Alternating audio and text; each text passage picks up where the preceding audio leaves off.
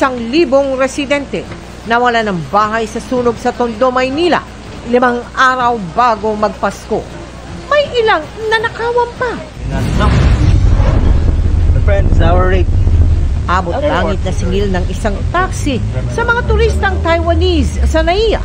Iniimbestigahan na ng LTFRB. Sabay banta sa mga nangungontrata lalo ngayong holiday season. Sa Quezon, van nahulog sa bangin.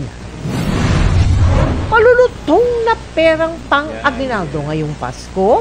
Nagkakaubusan na nga ba sa mga bangko? Exclusive. Sanggol na isiniksik sa eco bag, inabandona sa simbahan. 2 pulis at kanilang station commander sibak sa pwesto dahil sa pagkalat ng video ng aktor na si Ronaldo Valdez matapos nitong pumanaw. Sumbong ng isang ama tungkol sa anak na nagkaroon ng ibang pangalan sa birth certificate, tutugunan ni Kapuso Action Man. At Faith Da Silva at nakakulong niyang amang si Dennis Da Silva nagkapatawaran na ilang araw bago magpasko.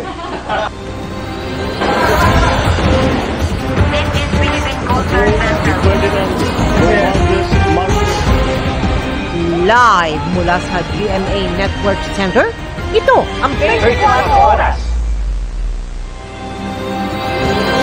Magandang gabi po, Luzon, Visayas at Mindanao. Nasunugan ang nasa 1,000 taga-Tondo sa Maynila kung kailan pa naman 5 araw na lang bago magpasko. Reklamo ng ilan, di aabot sa 200 bahay ang natupok kung sapat ang tubig ng mga rumespondeng bumbero. Ang mas masakla pa, posibleng sa evacuation center na rin sila salubungin ang bagong taon. Kaya umaapela sila ng tulong. Nakatutok live si June Veneracion. June,